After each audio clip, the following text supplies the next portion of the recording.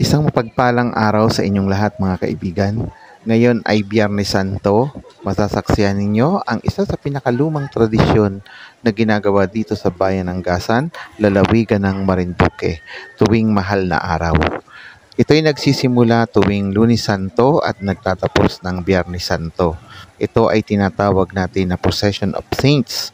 Dito ipinaparada ang mga human-sized figure of saints ng mga kanya-kanyang debotong mamamayan ng bayan ng Gasan.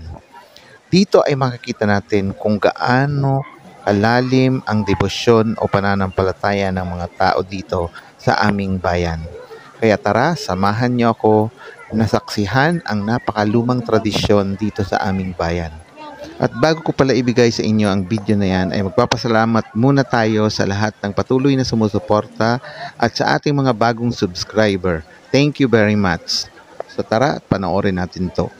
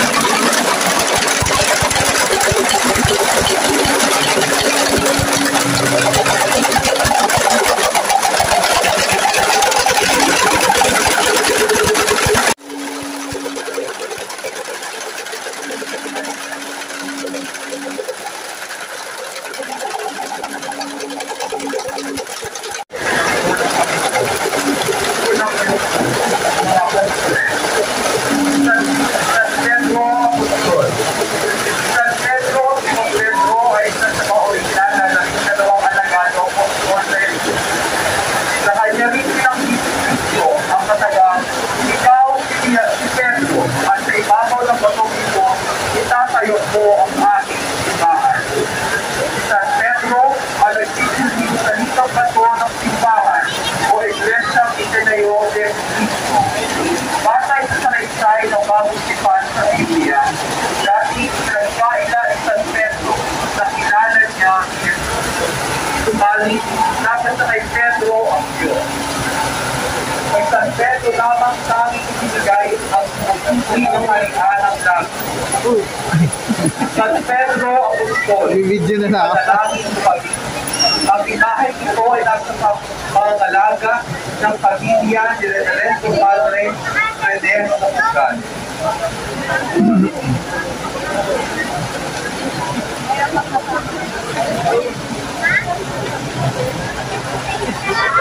San Andres Apostol. San Andres ang unang tinawag na ayon sa Ebanghelyo ay isa sa 12 apostol ni Jesus at kapatid ni San Pedro. Ang pangalang Andres ay nagmula sa salitang Griego na Andrea, ibig sabihin ay katapangan. Si San Andres ay itinuring na tagapagtatag at ang unang obispo ng simbahan ng Byzantium. Sinasabing namatay si San Andres dahil sa pagkakapako sa krus na hukit Eki. Kaya't nagkaroon ng tinatawag na krus ni San Andres. Patron si San Andres sa mga bansang Nicosia, Grecia at Lancia. San Andres Apostol, ipanalangin sumagot. Ang imahe nito ay nasa pangalaga ni Lydia Santian at pamilya, care of Brother Donald Santian. Santiago Apostol. Dalawa ang Apostol Santiago, ang matanda at ang bata. Ang matanda ay anak ni Zebedeo at kapatid ni San Juan Bautista. Ang bata ay anak ni Alfeo at kapatid ni San Judas. Si Santiago, ang bata ay naging obispo ng Jerusalem. Noong taong 60, inuri siya ng mga unang kababayan at inulog mula sa itaas ng templo at nagdi siya mamatay kay Sinago at Sinalo. Sumulat siya ng isang epistula sa bagong tipan. Santiago Apostol, panalangin patuloy. Ang imahe nito ay nasa pangalaga ng pamilya ni Doktora. Si Santo Tomas ay isa sa 12 alagad ni Jesus, pinanganak sa kalsada at isa rin pang isda. Nang marinig niya ang tungkol sa mabuting bagay tungkol ni Jesus, iwan niya ang lahat at sumunod sa kanya. Habang siya ay nagdarasal sa isang purot, doon siya sinaksak ang sibat hanggang palagutan ng sila. Santo Tomas Apostol, ipanalangin sa pamilya. Ang imahe ito ay nasa pangalaga ng pamilya ni Brother Perfecto Saleta at pamilya, care of Mr. Ruel Montenegro. San Judas Tadeo. Sa simbahang Romano-Katoliko, si San Judas Tadeo ang pinakasing santo para sa mga bago, mga layunin at kawalan ng pag-asa dahil sa mga suliran. Pinararangalan siya ng simbahang Apostolikong Armenio. Sa isang ni Judas Tadeo ang isang pamalo at karaniwan siyang inilalawang kay apoy na nakapaligid sa ulo bilang kinatawan ng kanyang pagiging naroon noong araw ng Pentecostes kung kailan natanggap niya ang Espiritu Santo kasama ng iba pang mga apostoles. San Judas Tadeo, ipanalangin ng pamilya. Ang imaheng ito ay nasa pangalaga ng pamilya ni former Mayor Vicky Laoli.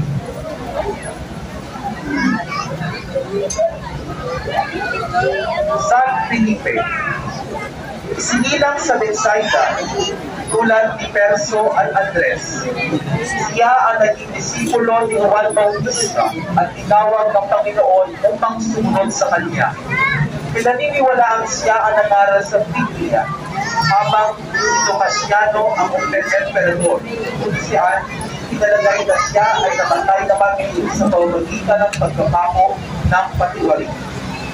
San Felipe, panalangin sa pamilya. Ang imahe ito ay nasa pangalaga ng pamilya ni Reverend Father Sergent. San Marcos, pinalalagay na ang bagong lalaki tumakbo ng dangin si Jesus sa halamanan ng Jerusalem ay si Marcos tinatawag ng Juan Marcos. Si Marcos na taga-Jesús sa Leslie, anak ng isang babae na anak Maria, sa Jefferson. San Marcos, sa lalaki sa ang babae ng Kuya sa Manalaga, Marcos at Pedro Alvarez.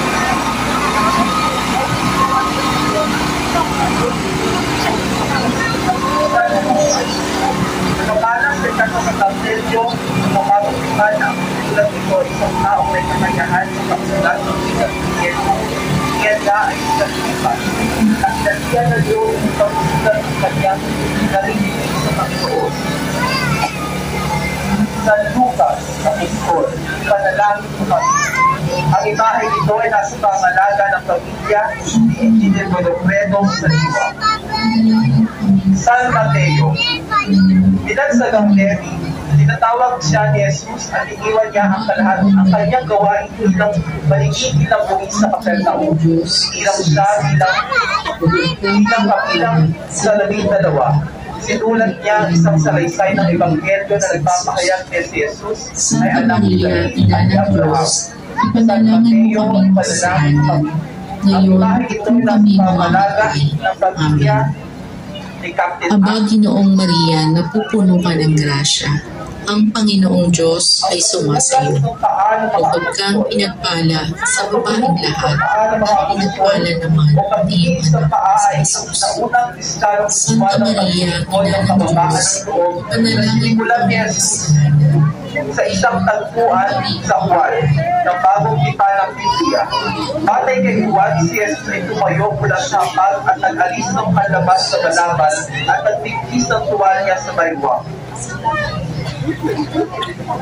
Panginoon, maawa ka sa amin. Ang imahe nito ay nasa pangalaga. La Última Cena, ang huling hapunan. Ang huling hapunan na isa sa napakahalagang pangyayari saan pinahayag ang bagong yugto sa plano ng Diyos sa mundo. Sa pagtutuntala sa pagkakapako kay Jesus sa pista ng Paskwa, agad natin makikita ang kalikasan ng kamatayan ni Kristo sa relasyon ito sa pagtubos ng Diyos. Gaya ng siguro ng original na handog sa araw ng Paskwa sa lumang ilan, ang kamatayan ni Jesus na nagpakalipag doon para sa kasalanan ng kailangan.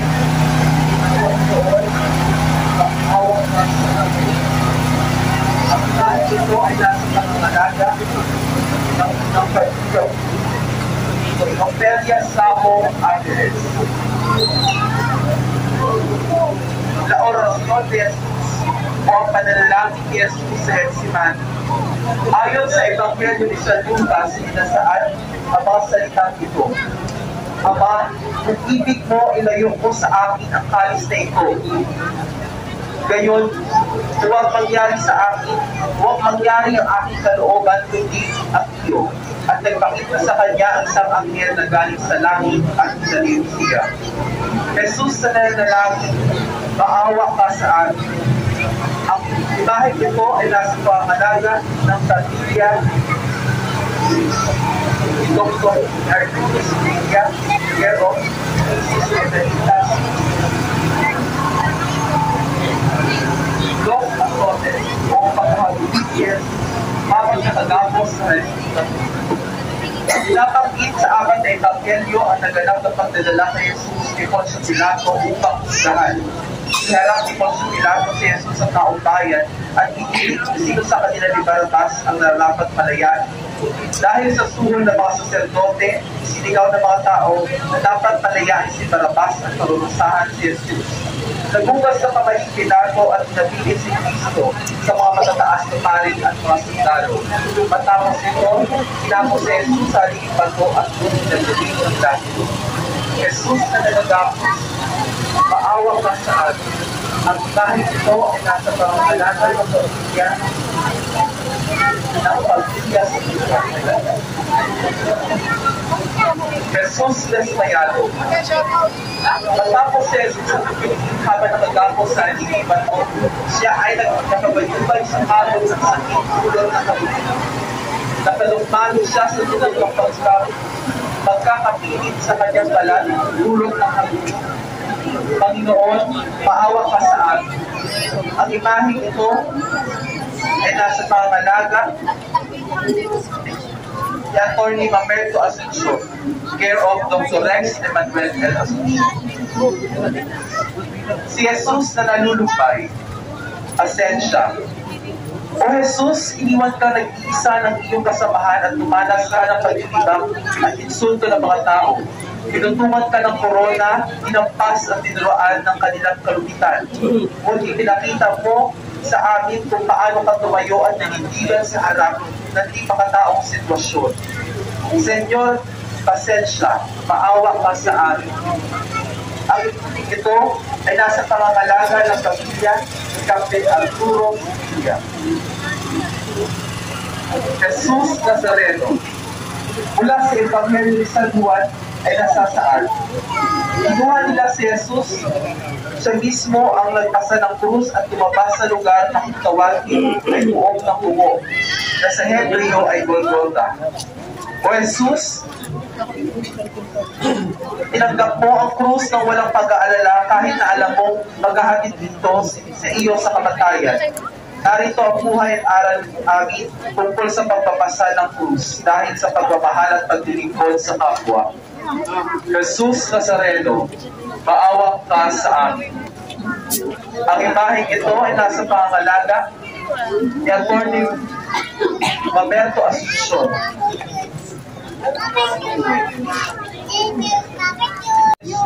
Nasa kapaguran mo sa pagpapasa ng krus ay narapa ka sa lupa dahil sa kabigatan ng aming mga kasalanan. Nanahalimbawa sa tao na iyon, kahoy na iyon. Isinasabog mo sa pagkaawa-awang Diyos mo na mapagpapamot ako mula sa kasalanan at ako'y mamarating sa pagbubuhat ng iyong mga utos. Siya nawa. Panginoon, maawa ka sa amin. Ang imaheng ito ay nasa pangangalaga ng pamilya Adan.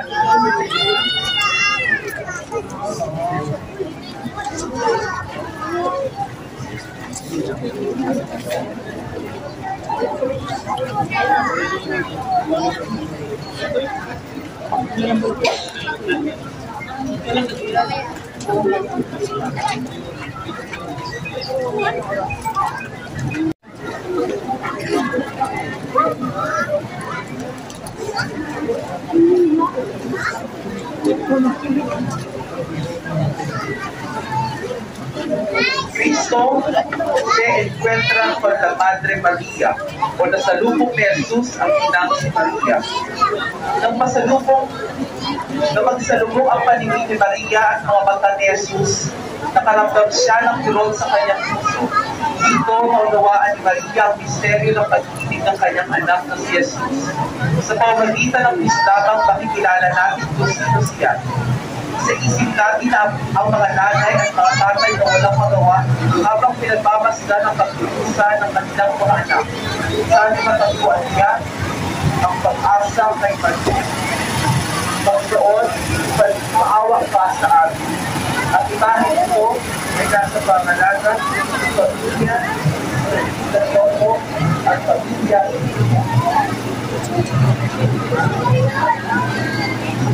Santa Veronica. Siya ay isa sa mga kababalihan na sumunod ni Jesus. Napatuloy ang kanilang pananaghoy at pagtanos. Gala ng awa at pabag sa Panginoon ay inihandog niya ang kanyang bilang upang punasan ang mga Jesus na barong ng dugo. At sa pagkakataong iyon ay tatlong mukha ni Jesus ang nakintal sa hirap na kanyang tangan. Ang ganang Veronica ay nangangahulugan na tagapagdala ng tagumpay. Santa Veronica, ipanalangin mo kami. Ang imaheng ito ay nasa pangangalaga ng Cayetano Foundation, care of Mr. Erwin Lee.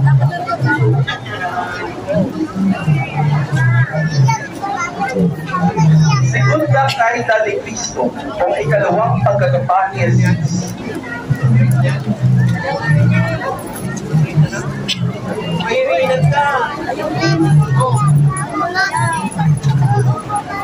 Ayaw, Ang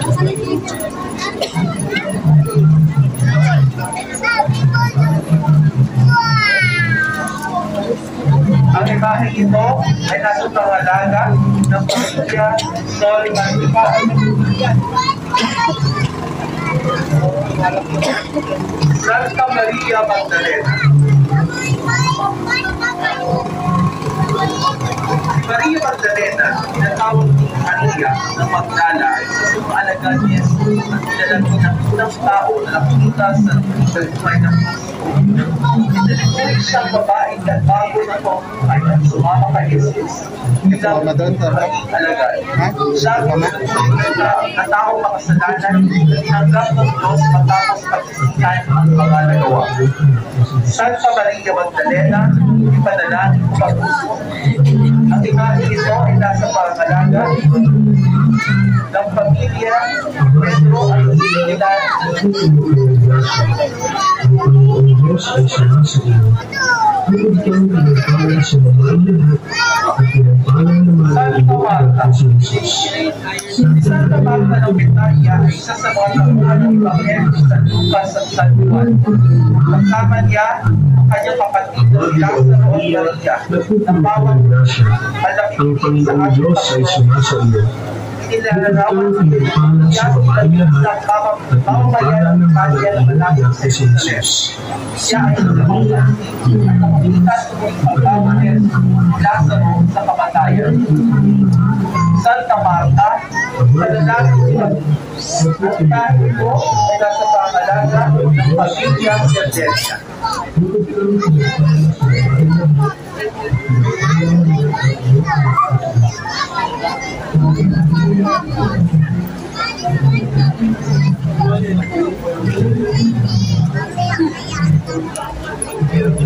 Santa Maria Cleopas. Si Santa Maria Cleope, kasama ni Maria Magdalena at Maria Salome, ay pagkuko sa puntod ng ating Panginoon para lumisan ang bangkay at kailangan niya. Ngunit sila ay nakita sa pagkita nilang umasnak sa Jesus sa gitna ng kanilang pagkikitan sa pag-aakalang pinakaw ng mga Jesus. May dumating ang pinakabiyar na naawakulit sa kita na si Jesus ay nabuhay. At dahil sila pumunta sa mga apostol para ipahayag ang balita. Santa Maria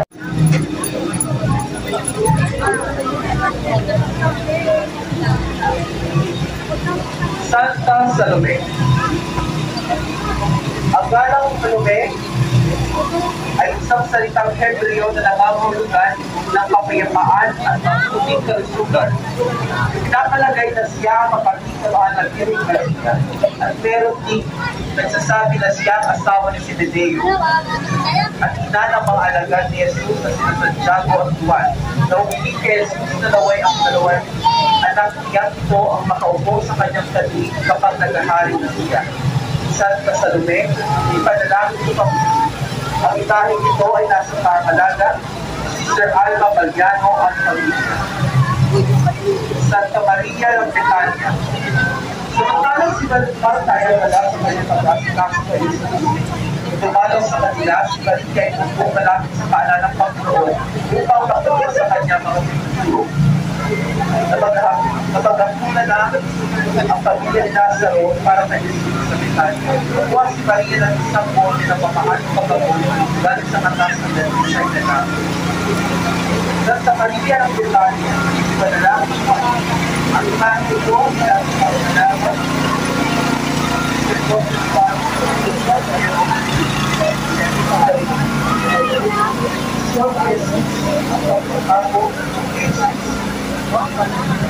Inilari ng dalawang sandali na papatayin kasama ni Jesus. Ang dalawang, nang dumating sila sa dakong tinatawag ng buhok, doon ay pinapot nila siya sa krus at ang mga sandali ay pinapot nila sa krus. Ang isa sa kanan, ang isa naman ay sa kaliwa. Panginoon, maawang pa sa akin. At kahit ito ay nasa pangalaga, Mr. Bash, Panginoon at pamilya. Kasi ang pagbubahe sa pagkakapal Pagkakapalo ni Jesus sa krus, ay sinabi niya, Ama, sa mga kamay mo, pinagkakatiwala ko ang aking espiritu. Pagkasabi ko ay nalimutan niya ng Diyos. Jesus na aming tagapagligtas, maawa ka sa amin. Ang imahe ito ay nasa pangalaga ng pamilya ng Diyos, Kero, Delighta ng Diyos Ayon, at Delighta ng Diyos Oran. Lapieta. Pagkamatay mo aming Panginoon, ay inagkan ka ng iunan ng parang sa pagkakulisan, ng parang sa kanyang kalooban. Hindi matatago ang namin sa pagkakulisan ng iyong mahal na ina sa iyong pagpanaw. Bagaman ito ang kanyang nasasaloob, ay naging tatak na bilhen sa kalooban ng iyong Ama. Naway magiging tulad din namin ng iyong ina na nagbabata ng mga sakit at hirap na aming nararanasan dito sa mundong aming pinagagalawan. Jesus na nahagka ng kanyang ina, maawa ka sa amin. Ang imaheng ito ay nasa pangangalaga ng Cayetano Foundation, care of Mr. Erwin Lee.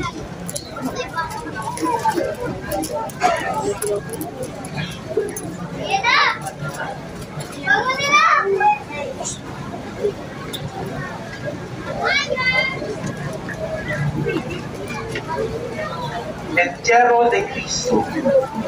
Pagsapit ang dilim tumating si Jose, isang mayamang taga-Arimatea na kasunod ni Jesus.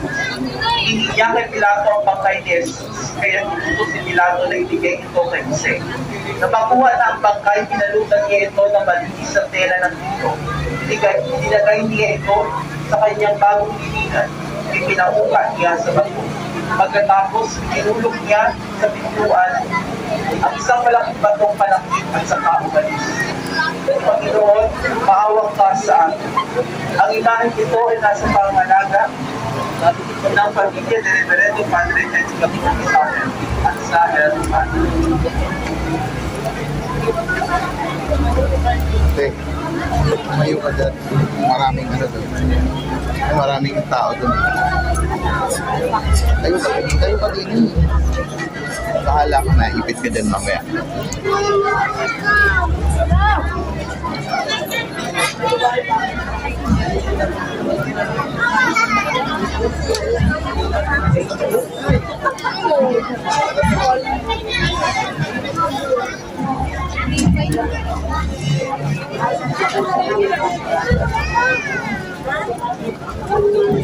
Nang namatay si Jesus, si Jose ng taga-Arimatea ay lumapit kay Pilato upang hingin ang katawan ni Jesus.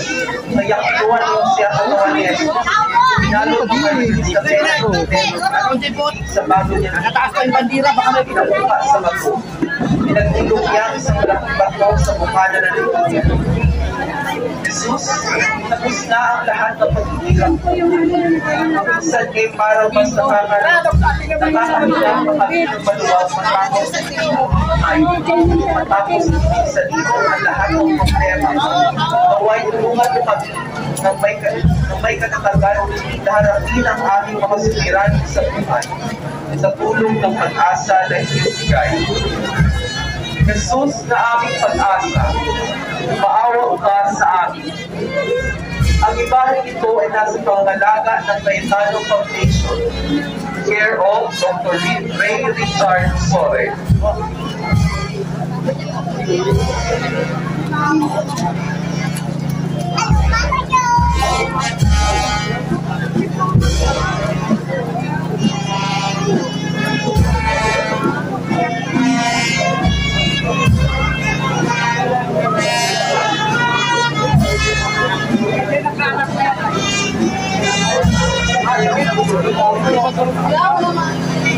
Guys, ito naman yung isa sa tatlong pinakahuling karosa dito sa procession na to at ito rin yung may pinakamaraming namamanatang deboto.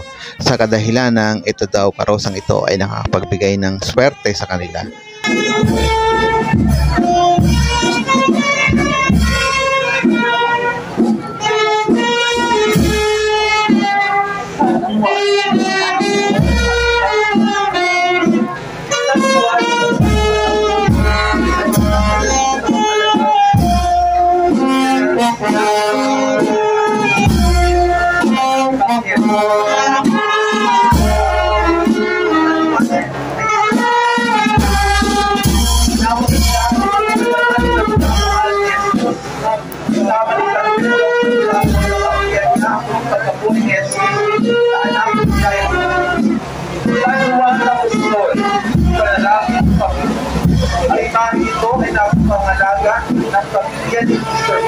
Soleta at Lucena Morgan.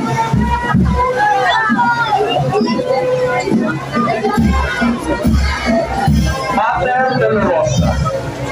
Ang mahal na Birheng nagdadalanghan, bukas kilala sa tuwing Mater Dolorosa, ay naglalarawan ng mga hapis na naranasan ng mga nagigit, lalo higit sa pagkamatay ng kanyang kaisa-isang anak. Tutukoy dito sa itong hapis na mahal na Birheng Maria. Mahal na Birheng nagdadalanghan, panalangin ba?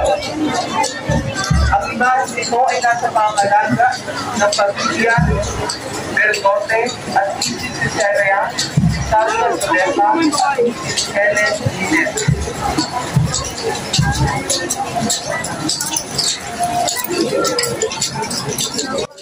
So yun guys, sa huling bahagi ng procession ay matutunghayan nyo naman ang mga kababayan nating namamanata sa pamamagitan ng pagpapadugo ng kanilang mga sarili, at ito ay tinatawag naming antipo.